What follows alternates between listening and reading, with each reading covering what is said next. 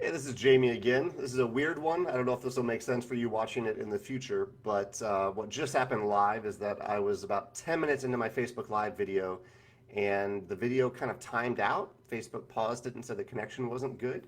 I've never had that happen before. Facebook is working for me, internet is working for me, so I don't think it's a local problem. But I stopped the video and I restarted it. So I'm back here now. If you asked a question, or Nani, I think your question was the last one, and I don't remember what it was because I got distracted by the video pausing. So any question in the last like 5 minutes, if you don't mind reposting it, I'm sorry about that, and I'd be happy to answer it. It looks like people are rejoining now, so I really appreciate that. And hopefully I'll start to see comments show up in a minute. Nothing is visible right now. Oh, there we go. I think I'm starting to see stuff. Okay. Oh, Ernani asked about dates. That's right. Um, uh, the dates, what dates have I revealed? I haven't revealed any exact dates, actually. I've said that I will reveal the rulebook next week. I'll reveal, and next week I'll also reveal the pre-order dates. And the pre-order dates will be in early September. That's also when you'll see reviews go live of the advanced copies. And then I said that the release date, the retail release date for our games is typically around 2 months later. As for pre-orders, anyone who places their pre-order in early September with us will get it sometime in September. Cameron says, will the price be revealed before the pre-order goes live? It will be almost simultaneous, if not simultaneous. Jennifer says, can I show the board card stop thickness of the civilizations and maps? So yeah, Jennifer, I will do that. I should say, well, they're all the same thickness. That it's a little, I don't want to say misleading, because these are going to look a little thin on here. You can see it's, I believe it's, it's not thick cardboard. That's on purpose. That's because we don't want warping from these mats. The thing that I think is a little, not misleading, but that you can't see on camera is that to make these mats still feel premium, even though we've intentionally made them thin, is that there's a special coating on it on the front called, I always forget, a frosting. It's a frosted front side to the mats. They feel really nice and premium, even though they're thin, because I think people usually think, okay, it's thin, it's low quality, but that's not necessarily true. It's a way to avoid warping for mats. If you have a thicker mat, there's a greater chance it'll warp. And so we basically spent even more than we could have on a thicker mat to get this frosting to make it feel premium and avoid the warping. And so all the mats are the same thickness. Gerald says, one second, Gerald. When designing Tapestry, did you research deep games with short rules? If yes, can you name some? There are a few. I mean, the main one that comes to mind is Concordia. Concordia is a game that I think has a lot of depth and emergent complexity, a lot of interesting decisions, but the rulebook in Concordia is very simple. Castles of Mad King Ludwig, another good example. For both of those rulebooks, though, I think maybe their one slight thing that they could do a little bit better is that they decrease the font size, they pack a lot of information and not a lot of visual examples into the rulebooks, whereas in Tapestry, my focus was if I can make a short rulebook and still have it be very visual, normal text size, lots of examples, I will do that. If I can't do it, I'll make the rulebook longer. And you'll see soon in the rulebook that it is, I mean, the first page is just even set up, and it's very colorful, and the rest of the pages are full of giant visuals. You've seen them in some of the images that I posted so far.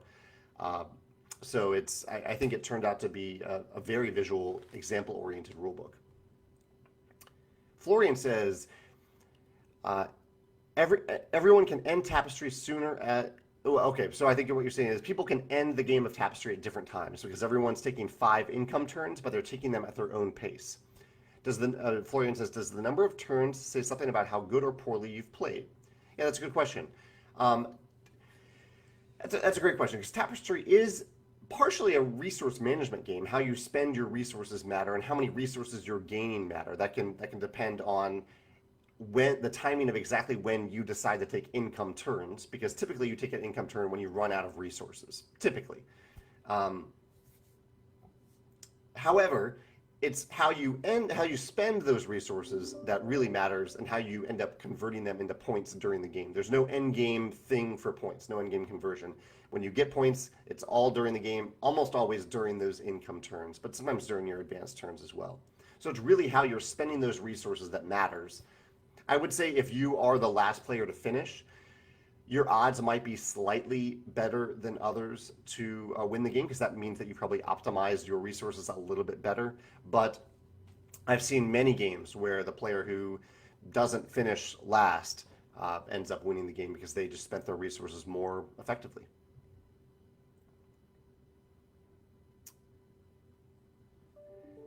Shano says, did I reveal the board size? I'm currently shopping for a kitchen table and don't want it to be too small. The board size, I don't know if the board size is maybe the most relevant. The board it ends up folding out to be, or when it's not folded, it's 280 by 280 millimeters. So when it's double that when you fold it out. But the thing that takes up more space are the mats on the side of the board, because you have these 3 mats lined up. And so you need to make sure you have, I'll do the width or the height. It's about 17 centimeters. So make sure you have 17 centimeters on all sides of the board, which is 56 centimeters wide. Nigel says, how soon will the videos be published? Videos? Which videos are you talking about, Nigel? Oh, the reviews. The reviews for Tapestry, they'll be published in early September when the pre-order goes live. Jared says, do I plan on having any special events in St. Louis where we will get to play Tapestry, similar to what I did with Wingspan and the Autobot Center? Yeah, thanks for asking about that. I don't have anything planned right now. Those events tend to take a fair amount of time and work, but I would recommend going to Pieces Board Game Cafe, because I think they have all of our games so far, and they certainly will have a copy of Tapestry, and they are really helpful there at helping people learn games and just get exposure to games on an ongoing basis. So I'd recommend doing Pieces. I don't have a plan for an event, but maybe something will come up. We'll see. Wes says, using hand or props, how much area for each player considering all the individual boards? Hands probably this, but I think the measurements that I just said a second ago will be more helpful. So I think total width of your table, you need about, what did I say, 56, 66, about 70, I would say 75 centimeters on all sides. Steve says, are there any popular games out there with frosting on their cards or mats that we can look to for comparison? And the answer is yes. A look at I don't know how popular it is. Look at Monolith Arena, though, if you have access to it. It has frosting actually on both sides of the mats, and it's really, really nice. That's super expensive. We just did frosting on one side of the mats. Dusty's here. Dusty has a copy of it, Dusty with the mill, so he can attest to the feeling of what the mats feel like. It really does not show up on camera at all, but it feels really nice. Dwayne says, any Kickstarter projects that I'm currently keeping my eye on? Yeah, I'll pull up Kickstarter to see. I backed something yesterday. I backed After the Empire, which is from local company Gray Fox Games. I backed Sleeping Gods, which looks awesome. And I backed, what's this other one I backed? Those are the only two that I'm currently backing. Yeah, those are the only two. What about you, Dwayne, and anyone else? What are you really excited about on Kickstarter right now? Dusty said, did IKEA still not get, yeah, because Dusty's noticing that I'm sitting down. He said, did IKEA still not get me the pieces I need for my standing desk? And did I move it close to the table? It seems like I'm closer to the back wall now. So Dusty, I've changed the camera angle here, so you're seeing a different camera angle. But no, the IKEA thing has been a huge hassle. IKEA, so basically my desk has broken every year since I got it in 2015. And every time IKEA has been, I've had to go to IKEA and call them up and go there, but they've been very helpful. They give me a cord that I replace and the desk starts working again. However, this time that didn't do it. And what I determined is the issue is the actual motor has stopped working on my sit-stand desk. And IKEA will not replace it unless I take the legs off my table. The motor is inside the legs, these hydraulic legs. If I take the legs off my table, which is not easy to do, take those legs into IKEA, and they've claimed, but I don't even know for sure, that they will then replace them. So I am not doing that yet because that is a huge hassle for me to do. I will not have a desk while I do that, and I am genuinely afraid that I will show up at IKEA with my desk legs and they will say, we can't help you, or we don't have these, or we won't exchange them. So it's been a whole thing. I don't know exactly what I'm going to do. I think I'll see what I do. I'm not quite sure yet. But as you can tell, I've been sitting down for months now because I don't have a functional sit-stand desk like I should. Ernani says, did I consider a recessed board for Tapestry? No, like a game board, mats would not work for it because, I guess it kind of could work if I used it. I don't know. I think a recessed board is helpful when you have the potential of jostling the table and your pieces go everywhere. But that just isn't the case in Tapestry. It's as compared to like the scythe mat, where those if you bump the table and your cube shifts over, it really does matter. But I mean, it wasn't something I considered here because I didn't think it mattered. Rick says, when can we buy Tapestry? The pre-order will be live in early September. Tyler says, have I played Nations? It's an interesting Civ game that I haven't seen you mention. If so, any things that I did or didn't like about it? I do have a video about it. It's a little older now. In fact, I should have a video about it. I'll have to look on my YouTube channel. You'll probably find Nations video there. But I have played it either once or twice. In fact, I know I've done it because my favorite mechanism was that you could choose your difficulty level in the game on an individual basis. I thought that was really, really cool. The thing I didn't like about it, and that I stayed away from in my game, is it's a fairly punishing game on several different levels. It's really, really tight, and it just... Tapestry is tight, but not punishing. Nations is both tight and punishing, and I don't really make punishing games. Chris says, IP question related to Scythe. The characters specific to Scythe, does Stonemaier own that IP, or does Jakob? How has that been decided? So Jakob owns the entire IP for his 1920 plus alternate universe. I own, or Stonemaier Games owns, the tabletop rights to Scythe itself. So it's just actually, and really to the 1920 plus world. So we own the tabletop rights to that world. So if something's going to be done on the tabletop using that world, we're either going to do it or we would license that to somebody else. And we talked to Jakob about it. I view it as a partnership, not something that we work completely independently of him on. Rick says, what does my girlfriend think of Tapestry? Maybe Megan can answer that herself. Megan has played it twice so far, I believe. I taught and played it the first time with her, and I think she played it with other people a second time. And as far as I can tell, she really enjoys it. That's what she's told me, at least. So a few people have said, can you just pay a subscription fee and get all the games that we make? And we kind of do something like that. We actually consider that for the original version of the Champion program. Now our Champion program is just that you pay $12 a year to support the many different types of content we create, including games, but also my videos, my blog posts, and whatnot. And that it doesn't get you all the products, but it gives you free shipping for anything that you buy from us, or free or discounted shipping depending on where you're located. Jimmy says, will I film myself playing the game? Probably not.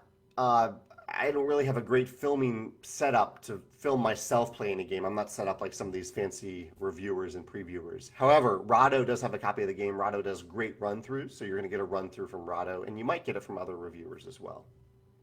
And Roddy from Watch It Played, if we can get the game to him, it's stuck somewhere trying to get to Canada, Rodney is going to do a Watch It Played video as well.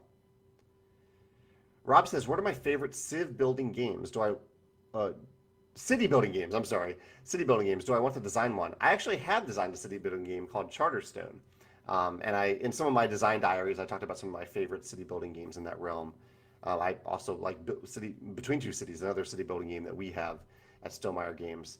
Offhand, I can't remember all the... I discussed a ton of games during that design diary process for Charterstone, but I can't remember...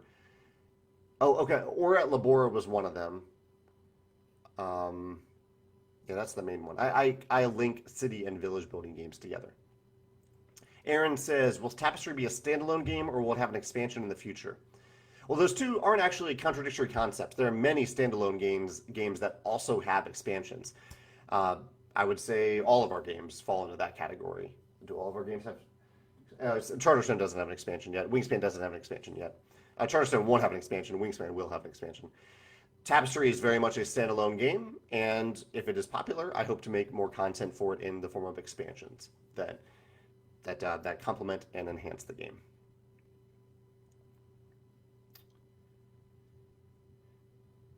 Steven says, can I talk about the decision to go with rounded edges to the board? Uh, I just thought it looked cool. I just thought it looked kind of fancy. I think part of it in my head was that the artist of Tapestry, Andrew Bozen, I'll show people what I'm talking about here. The rounded corners to the board. I thought it just gave it a little bit of a premium look. And the artist of Tapestry also did Everdell, and Everdell has this beautiful rounded board, and it was kind of a reminder to me that boards don't need to have hard edges. They can be smooth, they can be curved, and so I don't know, I thought it was cool, so I did it for Tapestry. Hector says, will I be having a copy of Tapestry available to play or view on Tabletopia? Yes, Tabletopia is working on it. The complicated thing is that all of the miniatures in the game were hand sculpted, so there are no digital versions of them. And so I need to actually send them a copy of Tapestry so that they can go through all the miniatures and create digital versions of them, which will take a little bit of time. Chad says, did I encounter any surprises when I was making my notes for Brief History of Stonemaier Games? Any numbers or timeframes that surprised me in hindsight? Let's actually I kept a piece of paper here in my notes for that video. Chad's referring to a video that I posted last week. Some of the things were surprising as to when they happened. I didn't quite remember exactly when certain things happened. It surprised me that our charity auction total is over $40,000, the amount that we've contributed to charity. Some companies have given way more to that, to charity, but that I was really happy with that number. Let's see if there are anything else, any other things that surprised me. Not off the top of my head. It was just more like a nice trip down memory lane to see when different things happened in the history of Stonemaier Games. That was fun to do on video. Gerald says, how many months was the artist working on Tapestry? The sculptor, Ron Brown, was working on it for about 18 months. And Andrew's art process, I don't know, Andrew, if you're watching, you can correct me if I'm wrong here. I think it was around 3 or 4 months, if I'm remembering correctly. But Andrew works pretty quickly. It might have even been as short as 2 or 3 months.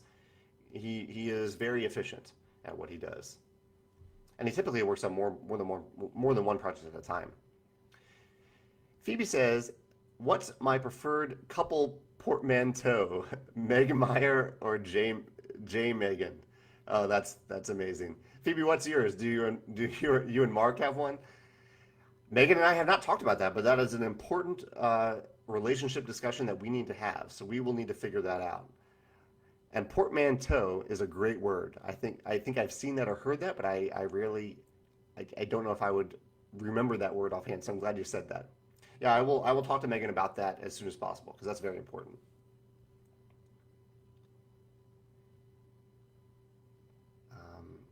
Let me see. Oh, I'll jump back to questions in a second. Well, no, I'll keep going. I have other topics, but I'll cover the questions first. Brian says, can we see that Dice Tower award up close, and what is that for? Yeah, sure, I'll grab it off the shelf.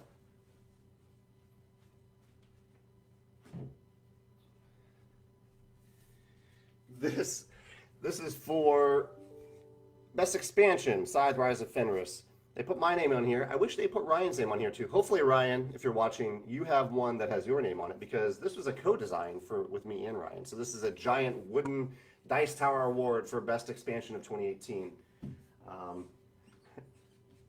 I typically don't care about awards, but I was so impressed by the sheer size of this thing. Look at this next to my head. This is giant, and it's heavy. So I put it on my shelf. Thank you to the Dice Tower for giving us that award. Thomas says, how many game ideas do I abandon for every game that I develop through publishing? How do I know when to walk away from an idea that I am developing? I would say, the numbers that I've kind of given in the past is that for every 100 ideas that I have, that I start to brainstorm even just a little bit, maybe 10 of them advance to the prototype stage, and only one of them advances to actually become a game. And as for when I know, it's kind of just a gut feeling for the most part, whether or not I think it's unique and exciting and special enough for me to continue with. So it's often just a gut feeling. Enrico says, I want to know what games I have on my shelf back there. Any picks anywhere? You know, I haven't taken a shelfie in a while, but I will make a note to do that. Why not? I know you're kind of viewing it from a distance here, so it's a little hard to see what's back there. So I'll do a shelfie soon. I'll put it on Instagram. I'm on Instagram at Jamie Stegmaier. Rod says, approximately how much do I pay for art per game? That varies vastly depending on the game and the artist, Rod. I don't want to reveal anything too specifically about our artists because we have different arrangements depending on what they want, depending on the size of the art, the level of detail of the art. But I think it can range from as low as like $50 per illustration to $30 for $300 for a card illustration, and things like the box and the board, which take a lot more time, they can cost $1,000 or thousands of dollars at times. Kara says, do I have any plans for Tapestry expansions? So I don't have any plans. I do have a specific component I want to include in a Tapestry expansion if we make one. And as of now, I just have ideas. I don't have any. There's nothing that I held back from the core game of Tapestry to put into an expansion. I put everything in here. That's why we have 16 different civilizations instead of like 6 or 8 in there. I put all of them in there, all of them that worked. But I do have some ideas that I'm thinking about, and we'll see what actually works out. But one of the nice things is that I am looking forward to seeing actual people, not just play testers, play Tapestry in the coming weeks in September and let me know what they like and dislike about it. So I look forward to a lot of constructive criticism that may impact a future expansion. Steven says, do I plan to continue to share some of those in the future? Steven's referring to a post by Hobie Chow, who compiled different early prototype photos of pretty much all Stonemaier products. A lot of them came from me, but a few of them came from other designers like Hobie himself. Elizabeth had a very early version of a Wingspan card. And Stephen, yeah, I love posting that kind of stuff. I put a lot of that stuff in my design diaries, and I plan to continue to do that into the future as well. Helen says, how many times have I said or typed the pre-order will be open in early September over the past week? Many times, but that's okay. It's an easy thing to say. And there's some things that require a lot more explanation that I have to repeat a lot, and that's a fairly easy one.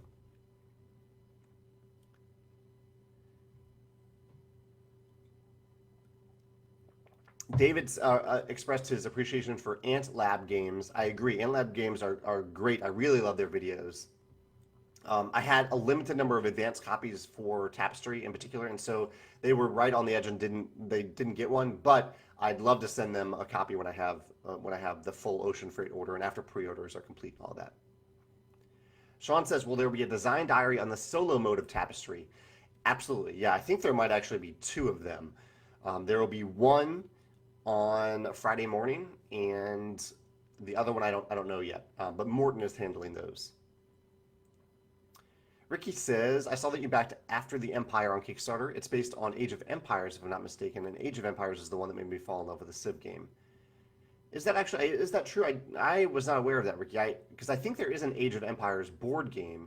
After the Empire, I think is a completely new game, but maybe it is based on some element of Age of Empires that I'm not aware of. Ricky says, what game made me fall in love with a Civ game in the first place? People will argue with me, and that's okay if this is a Civ game, but I think for me it might be Seven Wonders. I didn't play the Civ video game when it came out many years ago. Many people have said they played that through college and lost a lot of time in college by playing that. I did not do that. I have played the most recent version. But I think Seven Wonders is the first one that made me start to really think about the Civ genre. I'm pretty sure that's correct. I do have a number of other inspirations, though. I think I have a top 10 Civ game video. I do, if you look at my Facebook channel, so you can see all those Civ games that I've been influenced by. And I'll talk about that as well in an upcoming design diary post. Madison says, do I plan on having the Canadian pre-order copies at Starlit before pre-orders go live? And the answer is yes, as long as everything with shipping goes well. I think they'll actually arrive before the US versions. The only version that is scheduled to arrive a little bit later than I hoped is the big shipment going to the UK for Europe. takes the longest to go from China to the UK, and so that one won't arrive until after the pre-order period in early September, but it will still ship in September. Jacob says, how do I go about mass producing the sculpts? Well, Jacob, so what we did is the art, I'll pull out a sculpt while I'm talking about it. Ron Brown, the sculptor for Tapestry, hand sculpted the miniatures, and he shipped them in small batches because we were worried about them getting lost because there were only one original copy and they would take weeks and weeks for Ron to make. He would ship them to, so here's an example of one. He would ship them from New Zealand to China. And then here's one of my favorites. I love the Forge. I think the Forge is really cool. The lighting isn't as best as it could be right here, but so he would, I'm sorry, I'm just gawking at my own game right now. So Ron would ship them to China. In China, Panda would create kind of what are they? They create like plastic molds for them. Like, well, first they would do plastic samples, and they would 3D print them and paint them, and then they would make molds for them, and the molds are used to mass produce them. Ernani says, will it be possible needed to add the Automa at smaller player counts? No, that's never, ever the case for Stonemaier games. I design the multiplayer games completely independently of Automa or Solo.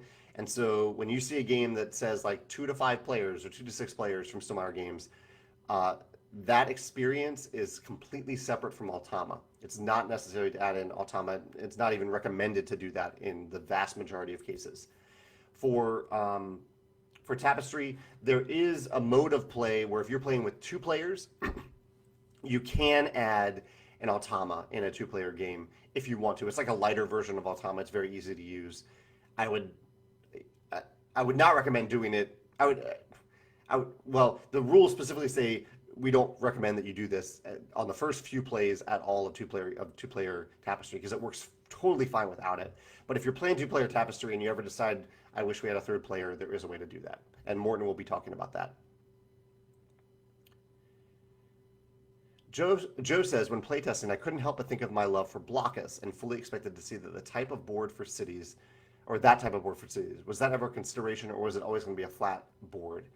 I never really thought about that. I can see what you're saying about how it's very satisfying for the Blockus pieces to kind of lock into place. That could have been cool for Tapestry, but no, I didn't think about that. Gavin says, I think Starlit closed. Starlit is actually still very open as a fulfillment center. They are closed as a retailer. Okay, Dick mentioned, okay, this is a good segue. Dick mentioned he loved my article on balancing business and private romantic life even. So my blog post on Monday of this week on my Stonemaier Games blog was a little bit about my relationship with Megan and how for a long time I thought that I could not have a romantic relationship and give my full commitment to Stonemaier Games. And I've recently discovered that it is possible, as many of you may already know, to commit both to a business and to a person that you care very deeply about. And so I've enjoyed that process of discovery over the last 2 months, and I wrote about it on a blog post on Monday. My other recent blog posts were on Thursday. I posted that History of Stonemaier Games video that Chad mentioned earlier. On Sunday, my Sunday sit-down was about how games end, the different ways that games can end. And my game design videos were about Cat Cafe and 5211. I also played Element for the first time at game night last week, and I might do a video about that soon. I have a few more topics, but I'll jump back to questions real quick. Dan says, if I designed Tapestry a few years ago, what do I think would be different about it? How has my opinion changed about certain mechanisms? Dan, that's a great question about looking back about how maybe I've changed as a designer and what games I've been exposed to that may have influenced Tapestry during that time. But I could do a whole video on this, I'm sure, but let me think of one specific answer about the game design itself. What would I say? Okay, well, here's a thing that I haven't really talked about in terms of accessibility, but I've always been aware, or since viticulture, I've been aware of like colorblind issues. And so that was a big thing for Tapestry. But one thing that I hadn't thought about until fairly recently is the size of icons and words. which has been increasingly brought to my attention from people that in some of our games, some of the words that you need to read, even on things that are right in front of you, like in between two castles, the text is a little bit too small, or maybe the icons are a little bit too small. And this is so self-centered of me, but I have 20/20 vision. So like me seeing things is not difficult. And so it's taken me a lot of good feedback from people like you to point out, hey, like not everyone has perfect vision. We have a hard time seeing this. People of different ages who have different eyesight types and levels. And so for Tapestry, a major focus of mine was making sure the font size is really good, really big. The icon size is as big as it can possibly be to fit on the board. And so that's not a mechanism thing, Dan, but that has been something very clearly and distinctly brought to my attention over the last year, and that I really did focus on for Tapestry. And so hopefully it'll make the game more accessible, and it's been a good thought for me to continue to step outside of myself when I look at elements and look at things through the eyes and through the shoes of other people. Step into the shoes of other people, look at it through their eyes. I don't want to be looking through shoes. Aaron says, Cynthia confirms that Ryan also does have his own Dice Tower award with his name on it. So that makes me happy. I like for our co-designers to get proper credit. Aaron says, do I make sure that the mechanisms for every game that I make are very different from one another, or will I reuse similar mechanisms in my future games? I think my mechanisms, like mechanisms that I make that I really enjoy, are things that maybe come to mind later, or like I make it one way, like the thing inside where you take a top row action and a bottom row action. I think that may have slightly influenced something on the tracks in Tapestry. So in some of the actions on the tracks, like this one on Carpentry, the main benefit here is that you gain a Tapestry card, but if you want to pay another resource, you can gain this income building. And so that it's possible that somehow Scythe's top-bottom thing influenced that. But in general, Aaron, my general answer is I try to do new stuff. I try to, whether it's a new twist on an old mechanism or a new combination of mechanisms or a wholly new mechanism, I'm trying to, every time I design, I like the challenge of doing something new and different while making sure it's still intuitive and balanced and fun. So that's my intention when I design. I just had something that I wanted to write down, but I totally forgot what it was. Yeah. Ryan says, would I ever design a cooperative game? I actually am currently designing a cooperative game, Ryan. Julian says, what's one great component idea for Tapestry that came from my partners at Panda? Yeah, that's a good question, Julian, because Panda, I work with a guy named Shannon at Panda, and Shannon is very helpful at giving me component ideas. Actually, Shannon was the one that suggested the frosting on these mats. He sent me the Monolith Arena game that had that frosting, and inspired that component type. Yeah, I'll say that. Jan says, how has the success of Wingspan changed my life? Jan, I wouldn't really say it's changed my life. I have a feeling it's changed Elizabeth's life. Elizabeth, if you're watching, feel free to speak to that. But my life is actually pretty similar before Wingspan and after Wingspan. My company was doing well before then. Wingspan's been good for my company as well. So I haven't really seen, like I certainly have not, I have not personally profited from Wingspan. Maybe at the end of the year, I will have a little extra profit and I might benefit a little bit then, but at least financially, I have not benefited from, personally from Wingspan. Connor says, choose your own adventures on pause. Thank you, Connor, I appreciate that. That might be a good idea for a few weeks while we get a lot of Tapestry questions coming through. Dusty says, looking over my notes for Codename Clay, there was a video or a live stream where I said I looked at the board and there was something on it that made me smile that is unique and that I'm proud of. Am I wrong about the game that I was talking about, or was it about, what was it about the board that made me smile? About the Tapestry board that made me smile. That is a good question, Dusty. I am not... It might have been the rounded edges, the curved edges. It might have been that. It might have been that the board, I think it's the first board that we have that has a scaled side. So a side for 1 to 3 players, and then a side for 4+ players, 4 to 5 players. Might have been that. I don't remember. That's a good question, Dusty. I don't recall doing that. Anthony says, what are the main feelings that I hope players will feel while playing Tapestry other than fun? Uh, feeling. So the feeling of progression. What feeling is that? I want players to feel satisfied. I want them to feel satisfied that they've had the sense of progression, that they feel maybe a little weak and small at the beginning of the game. I want them to feel like they start with nothing and they grow to something really big and satisfying at the end of the game. I would say that's probably the main feeling I'm trying to evoke. But also some level of creativity. I've talked a lot about the story of Tapestry, how it does not take place in the real world. There are no real world people, events, places. This is your civilization. This is your world that you're building. And it's going to be a little wacky. You are going to develop some form of technology that doesn't make sense because you haven't developed some other form of technology. You're going to advance way on a track and you're not going to advance on another track. You're going to have a weird combination of Tapestry cards, and that's going to be the story of your civilization. So wherever that weird creative feeling that I think will resonate with a lot of players, it definitely won't resonate with everyone, and that's okay. But those who have fun with that, I think will really enjoy that feeling of creativity in the game and storytelling. Brandon says, on average, how many hours a week do I work now? How do I balance work and personal life? At this point, Brandon, I would say I'm no longer quite at the 80 hours that I was at. I would say it's somewhere in the 60 to 70 range. And how do I balance work and personal life? I really lately, I talked about this in my blog post on Monday, I've tried to be more efficient during the time that I have. And it often actually helps. There are days, I don't see Megan every day, but there are days where I know I'm going to see Megan for dinner, say. And that has been a, like anything fun that you get excited about or that I get excited about, it's been a nice motivation for me to get a lot of work done during the day so that I don't leave anything for my normal work period in the evening. Because normally I have like 2 hours of work in the evening. And so having that motivator helps me be more efficient during the day when I'm working on Stonemaier games. So it's helped me get the same amount of work done in a more condensed period of time. Jason says, do I know when we will see a Tapestry price?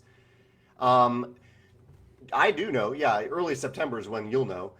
Jason, I would say to overestimate, over budget for it. If you have $8,000 on hand, save $8,000 and then you'll be pleasantly surprised by the Tapestry price. And you'll have plenty of leftover. Andrew says, what's the rationale behind upgrading the game to the max versus lower cost? Do I think overall sales will be stronger this way? So Andrew, there's a few things that went into that. One is my vision for the game started with these beautiful miniatures, and I wanted to carry that through. I thought they would evoke something special and satisfying and powerful, aesthetically powerful, that unpainted miniatures could not, that tiles could not. So that's a big part of the cost, is why I'm mentioning those miniatures. Part of it, so that's a big part of it. The other rationale is, like, even if we had done unpainted miniatures, the game still would have been very expensive. If we'd done tiles, I just don't think it would have evoked the same epic feel of the Civilization game that I was hoping to put out there. And another part of it is that I'm only going to do one Civ game. This isn't going to be Civ game number 1 of 3 or 10. There's only one. There really aren't even that many Civ games on the market, but it's kind of like a marquee time, I think, for a designer to design a Civ game or a specific genre of game that a designer is enamored with. And so I only get one shot at this. I want it to be big, beautiful, and memorable. And so that's why I kind of went all out for it. Yeah. Oh, and you said, do I think overall sales will be stronger this way? I don't know. I'll find out. I'm curious myself because it's such an expensive game, and so I think that will deter some people from buying it. I completely respect that. But I think people, well, I don't want to put words in people's mouths. Maybe Dusty or anyone watching this who's actually handled the game in person can speak to the visual appeal of the game itself. Dusty, if you're still watching, feel free to chime in about that. Jimmy says, have I played Endless Space 2 or Endless Legend? No, I've not actually heard of either of those. Maybe video games? I haven't heard of them. Gerald says, Tapestry so far has a lot of great indirect player interactions. Can I talk about them all? I will talk about, I appreciate the question, Gerald, but I'm going to talk about that really, really soon. In my post about military, I'm going to expand and kind of point out all those little interactions. So let me hold off on that until I make that design diary post. Sant says there's a lot of humor in sides and counter cards and some of the visitor cards in viticulture. Is there humor in some of the components of Tapestry? I think there is. Yeah, I mean, sense of humor is somewhat subjective, but definitely there are some descriptions on the civilization mats that lead to a little bit of humor. There are lots of little Easter eggs on the board that or on the territory tiles that I don't think you've seen because they're pretty small, and on some of the tapestry cards that I think it's not like laugh out loud humor, but it's little Easter egg style humor, and I think that's it. Yeah, so a little bit. Miles says, did any of the original sculpts get lost on their way to China? Miles, fortunately not. So fortunately not, because like Ram, really, he would spend 3 months working on 5 or 6 sculpts, and then very cautiously and very expensively, we would send them to China and hope that they got there. And fortunately, every time they did. There were a few that got delayed or got stalled, but all of them went through and we didn't lose any of that time. I think that would be really frustrating for Ram in particular to have to go back and redo that work. So I'm really glad that didn't happen. Martin says, I'm curious how much of a language barrier there is between Panda and Stonemaier and if that was an issue that's gotten better. Actually, none at all. I mean, I work with Canadians when I work with Panda, and so I'm not dealing with a Chinese to English language barrier. Maybe somewhere along their process there is one, but they seem to deal with it really well. I once worked for a project management company that worked with a typesetting company in India, and I was working directly with people in India whose English was very good, but I encountered, with that direct connection, I encountered way more issues than I've ever encountered with Panda. Max says, if I could meet and talk to only one historical person, who would it be? That's a fun question, Mac. Man, that's a hard question. That's really hard. Oh, I don't know. Let me think about that one, Mac, because I know it's just a fun hypothetical question. But I'll make that, meet any historical person or any one person in history. I don't know. I mean, there are so many people that I would be fascinated to talk to. I'll have to think about that. Yeah. Steven says, any info on that science die yet? So Steven, yeah, so one of the debates that I mentioned, or questions I mentioned, is do people want me to talk about science, the science track next, or the military track and interactions next? So science or military, that's the debate I'm having. And really, they'll only be a couple days apart, but I'm curious specifically what I should write about tomorrow. Justy Pekka says, why no cats in the video? Well, Walter's on the floor over here, and Biddy usually stays out of the way when I do these videos. Normally he's very close, but he doesn't like it when I'm on camera. Hector says, were there any things I learned from Charterstone that I felt had an impact on Tapestry? My main hang up with Charterstone, I'm very, very proud of what it ended up being, but I wish the rule book, everything's in the rule book, but people still got lost and missed some pretty important things. I wouldn't say the FAQ is required, but whenever someone says on Twitter, like, hey, I'm starting Charterstone, I always say, hey, you probably want to download the FAQ and have it on hand just in case.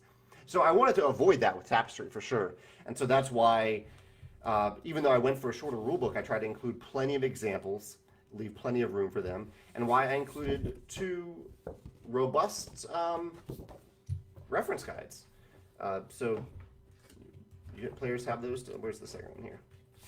So they're identical. Players have these to pass around the table. Just so there's a detailed description about every single action in the game is in here somewhere. Chad says, Sleeping Gods looks so rad. So this is one of the games that I'm backing on Kickstarter right now from Ryan Lockett at Red Raven Games. Chad says, what appealed to the most to me about it? I mean, part of it is it's Ryan Lockett. I think he's a fantastic designer and producer. Part of it is that I've loved the progression from Above and Below, which I thought was solid, um, to Near and Far, which I thought was amazing, to Sleeping Gods, which seems like Near and Far taken to the next level. And so it was a no-brainer backing for me right away, just because I love that progression of games. And I love exploration in games. I might even learn something from it for my exploration game, depending on when it arrives and when my game is ready. We'll see. Leo says, "What's my favorite strategy in Feast for Odin?" What is it? It's been a few months since I played Feast for Odin, Leo. Um, I wouldn't say I have a set strategy. So I do enjoy getting like the big like the treasures, or they call treasures or artifacts in the game, like the big tile pieces that are weird shapes. Whatever it takes to get those pieces, I enjoy doing that. What about you, Leo? What's your favorite Feast for Odin strategy? Maybe I'll get to the table in the near future and give it a try. Ernani says, "How many times?" Look, and I just want to apologize real quick. It does look like I'm pretty far behind on questions, so I'll try to speed through them and catch up a little bit. But if I missed yours, feel free to let me know, and I'll answer it.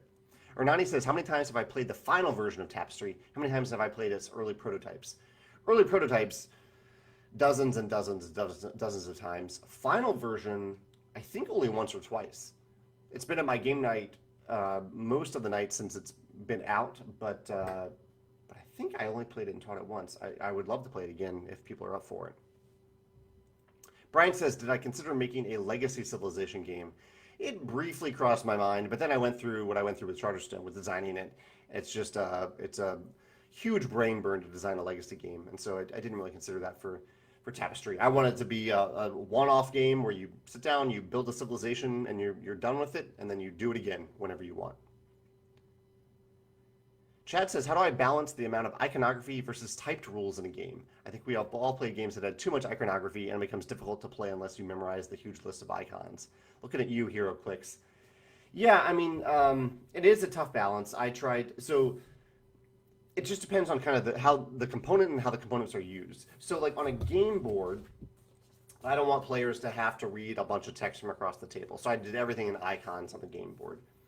And then you have the reference guides to explain what those icons mean. If you need it, I think it becomes pretty intuitive pretty quickly.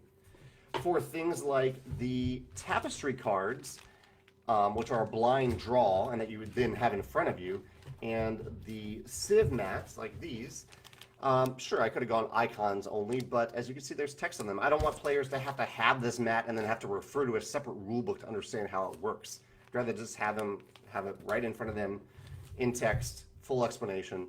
I think sometimes game publishers go a little bit too far with iconography. I agree with that. And I think they're trying to make it more language independent friendly. But what I've learned is that localization partners actually don't really like that, because a localization partner, if our Italian partner wants to make an Italian version of the game, they want it to be a game that Italians actually need to buy versus having an English game with no text at all that someone in Italy could buy and just download the Italian rulebook.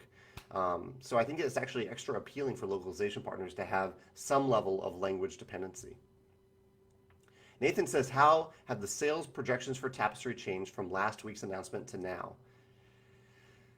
It's been, I mean, I've been very pleasantly, not surprised, but pleased with the response to Tapestry. I was hoping and I thought people would be excited about it. That's why I made it.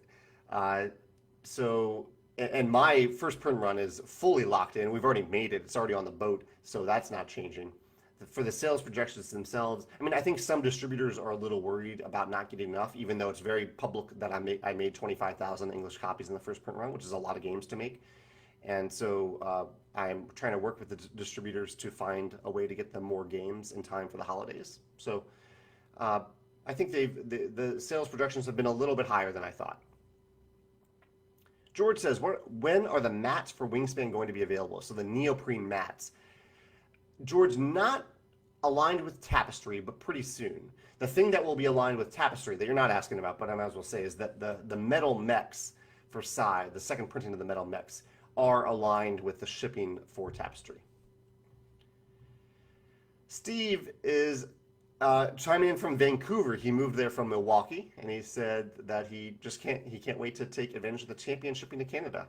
Steve, I'm glad you arrived okay, and hopefully you're settling in and having a good time in Vancouver. Marco says, just curious to know if Wingspan will get new reprints in Canada soon. Also, will Tapestry be available in retail beyond the initial 25K for pre-orders? So, yeah, I guess two different questions here. For Wingspan, it should reach retailers next week or the next week in Canada. And Tapestry, I made 25,000 copies thinking that maybe I'd sell 5,000 via the direct pre-order. It's an estimate, but that's my rough guess. And then the rest of those are going to distributors for a retail release about 2 months later.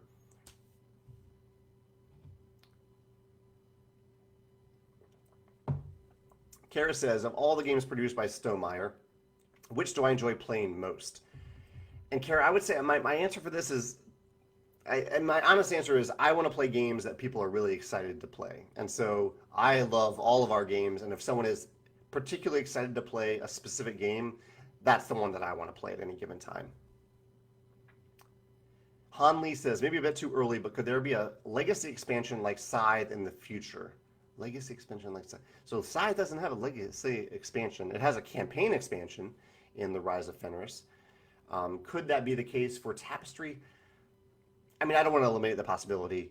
It's not something that I'm going to aim for, just because it kind of goes against the entire design process that I made for Tapestry. It's a game where you build up a civilization from the beginning of mankind into the future, and then you wipe it clean and start over again. So that's what Tapestry is.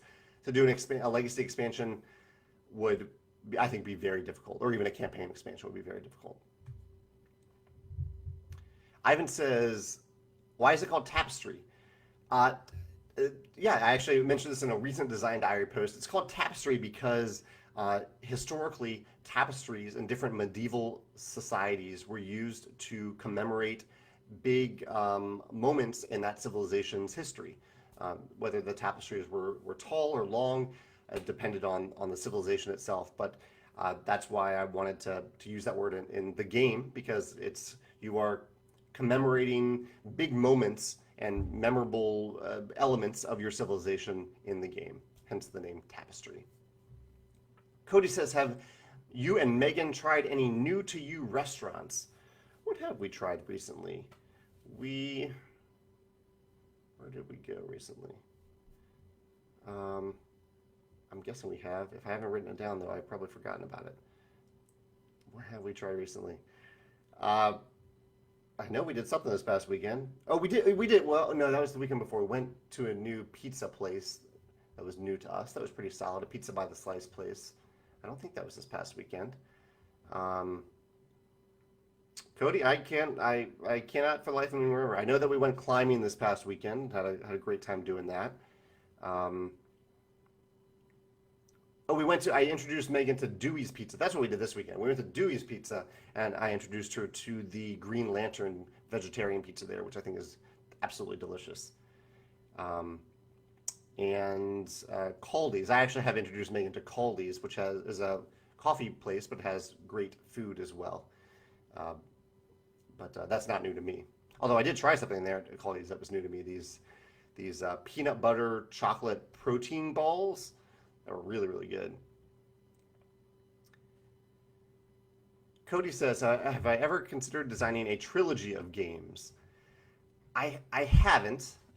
I love like shared worlds, and I love trilogies in general, but I haven't considered doing that. No. I kind of take each game one at a time. Nick says, how did I go about designing the visitor card system in viticulture related to the base system? It's hard to know what type of... Yeah, okay, so, yeah, Nick, so that's an interesting puzzle.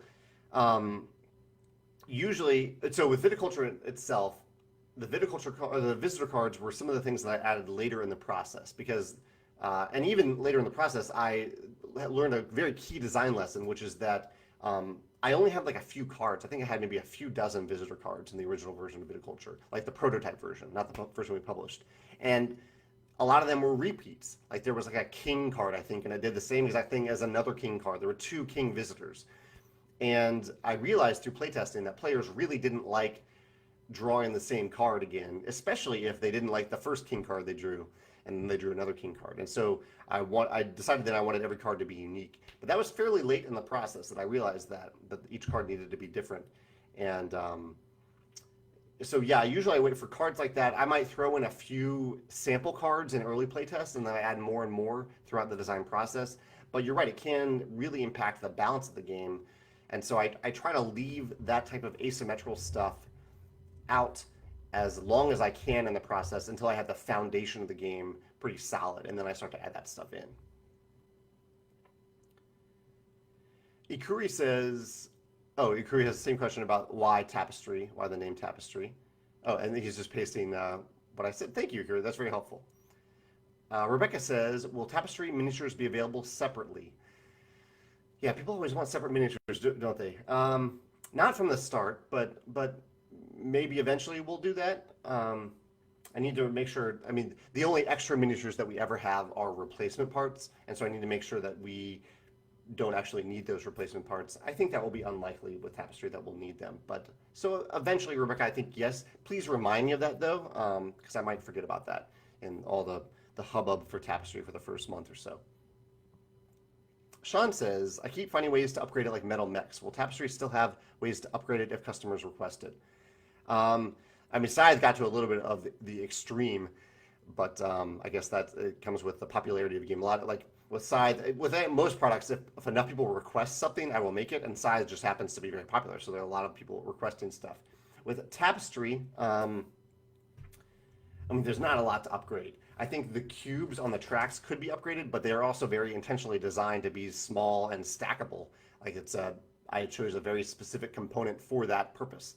But I think if Meeple Sources or anyone is going to upgrade a component in Tapestry, it'll be those little cubes. I don't know if I will be doing anything. There actually is one component that I'll be selling specially during the pre-order for Tapestry that I'll mention. It's not an upgrade. It's kind of an additional component. I'll mention that very, very soon. I'll make a note about that because I think, yeah, I'll mention that very soon.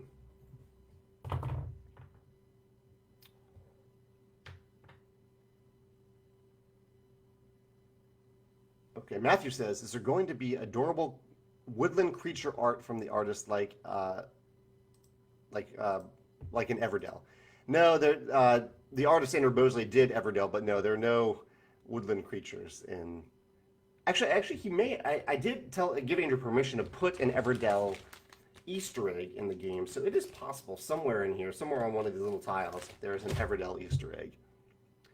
Daniel says, will a neoprene board be possible or available in the future? I don't know. That's thinking way ahead, Daniel. I'm not going to say it's impossible. I would say it's harder than normal because the board is double-sided. Neoprene doesn't, I haven't seen it work as well when it's double-sided. So not super likely, but maybe.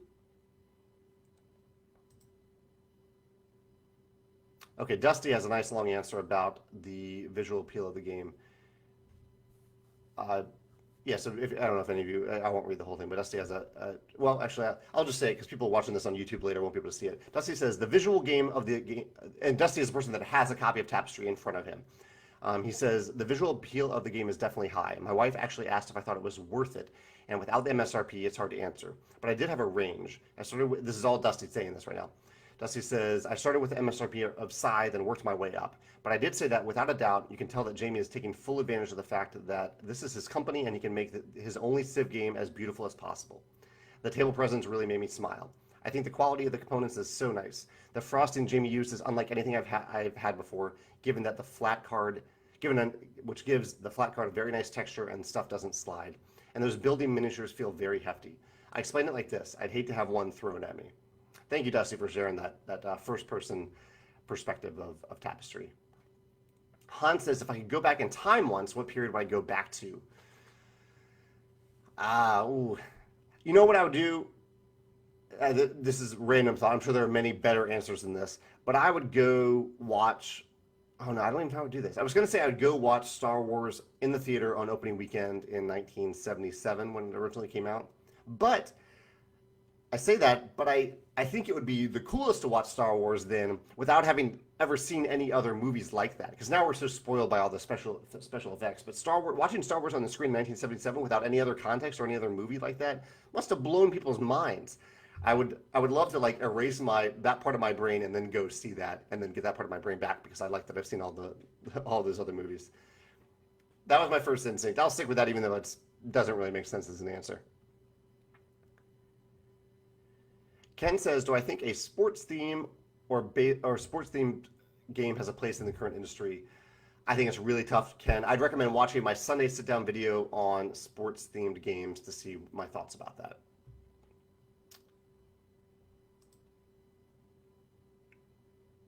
Uh, Before I finish, I'm going a little bit long today. I'll keep going a little bit longer. I don't think I have any other urgent topics.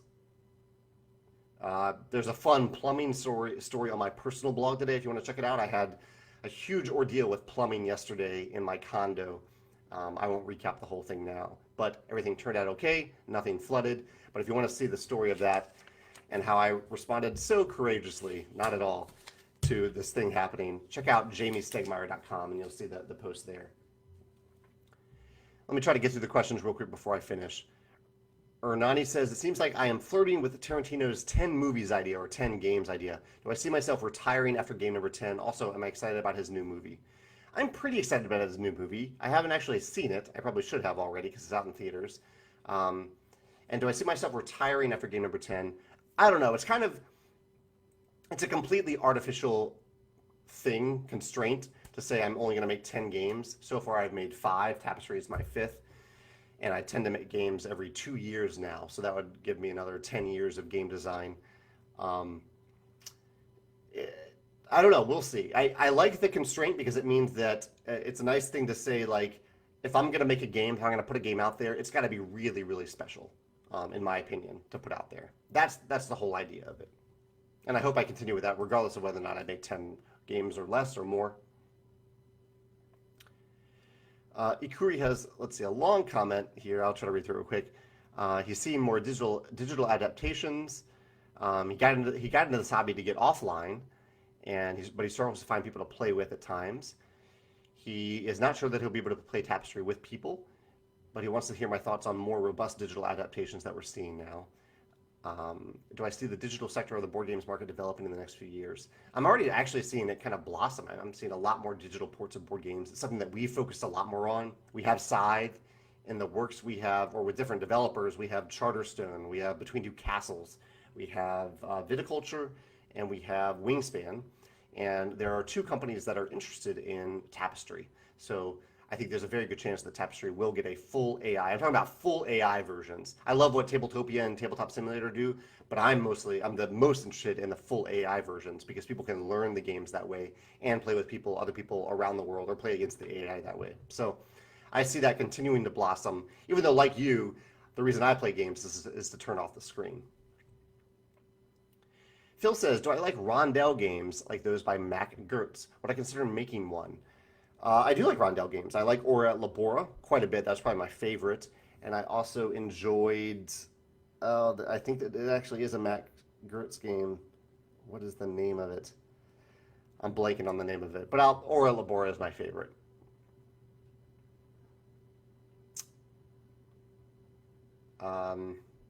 Ian O'Toole Aaron just lost his mind because Ian O'Toole dropped by. Famous artist Ian O'Toole is here at midnight his time. Midnight your time. Where are you, Ian? And Christopher says, "Reckon I will ever get a game artwork done by Ian O'Toole?" Ian knows that I'd love to work with him someday. I'd love to make that happen. He's a very busy man, though. Marianne Gella says, "When can we expect the 6th printing of Wingspan? It sold out in 3 minutes with your distributor." It still sells so fast. I love that it's selling fast, but we are making so many copies of it and continues to sell. And I am just a little worried that the local game stores aren't getting the copies that they need from distributors. I'm not sure why. I'm not sure who else distributors are selling to that's preventing these local game stores from getting copies. That's a whole thing. I don't know what's going on there. But, Marion Gella, there are several distributors that pre-bought into a 6 print run, and that should be arriving, I think, in late September. So in about a month. Kaz says, let me get a drink of water real quick.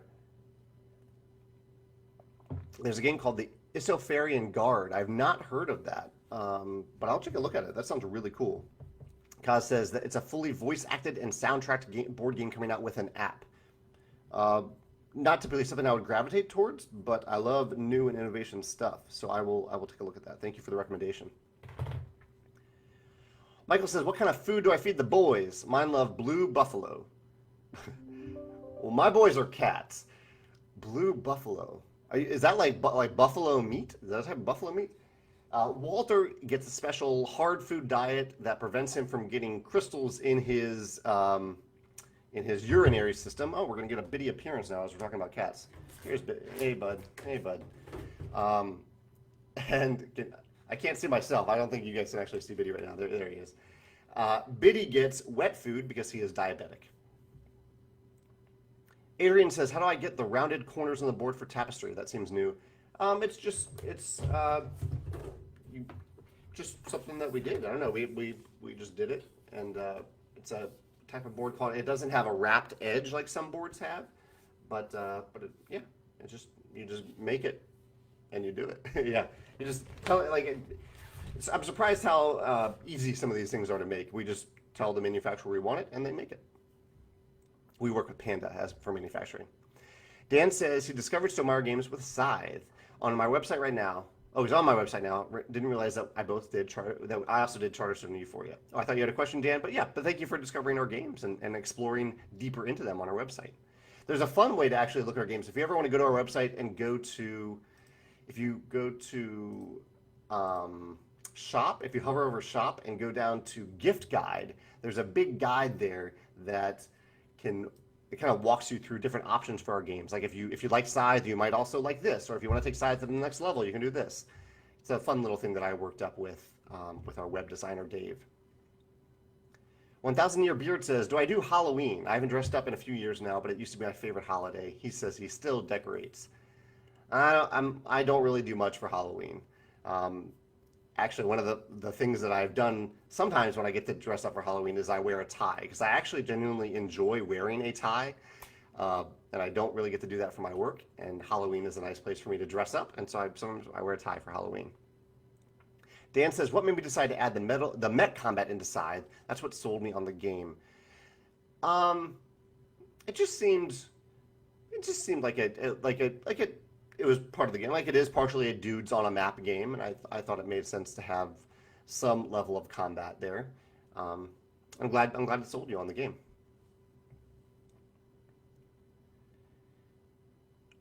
I'm going to scroll through just to find that Don says it's Tapestry Rules Day. No, I've revealed a lot of the rules so far, but the main rule book will be released next week. Dan says, would I ever consider making a game in a universe from a previous game, but with a different mechanism? I'm a sucker for Scythe's theme. We're done with Scythe, so no with Scythe. We did that with Euphoria in partnership with Overworld Games. They made Leaders of Euphoria, a completely different game in the world of Euphoria. Sometimes confusing to people, though. I think it's possible, but so far, somewhat unlikely. Gary says, if I go on holiday, do I take any games with you? I am going to New Zealand in a few months, and so I hope to take maybe some small games with me, games that Megan and I can play together, maybe some two-player games or some games that we can easily just break out with random strangers. I think The Mind comes to mind as a game that's really small, really easy to teach. I'll probably bring that. I also think Hanami Koji travels very well as a two-player game.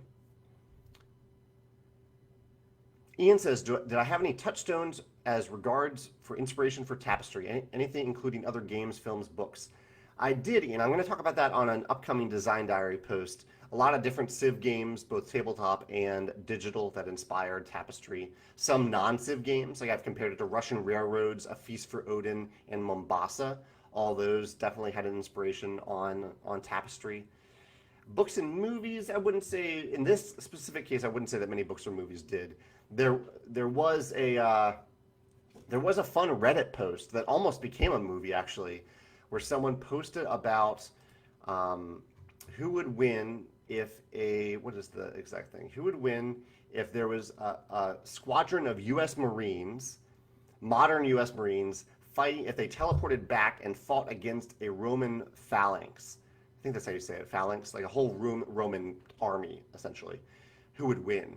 And that little Reddit thread provided a little bit of inspiration for some of the wacky scenarios that can come out of Tapestry.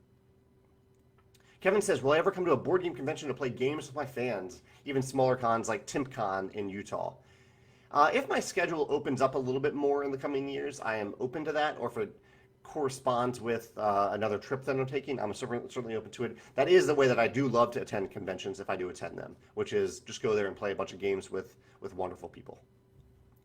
Mohammed says, have I tried Button Shy's 18-card wallet games? He's currently hooked on Sprawlopolis. I've heard great things about that, Mohammed. You may have recommended it, and I look forward to playing that.